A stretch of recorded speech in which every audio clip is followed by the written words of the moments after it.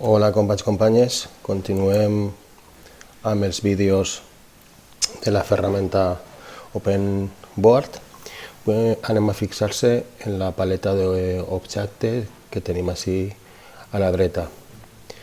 Des d'ací tenim opcions d'insertar sons,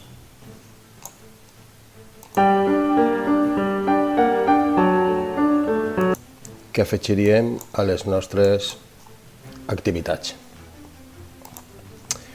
Li donem a l'inici, podem insertar també vídeos, imatges, animacions en flash i anem a anar-se'n, per exemple, hacia la utilitat de formes per a dibuixar les nostres i preparar les nostres figures geomètriques per a les nostres activitats. Com sempre són els objectes els podem moure, els podem editar en quant al tamany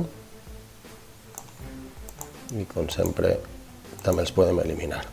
Tenim una galeria amb un munt d'imatges, de formes predissenyades.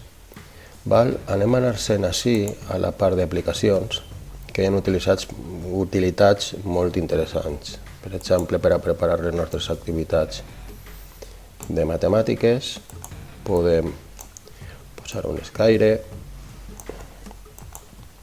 un transportador d'angles, es pot moure, podem editar el seu tamany i una sèrie d'utilitats que podem veure així. Per exemple,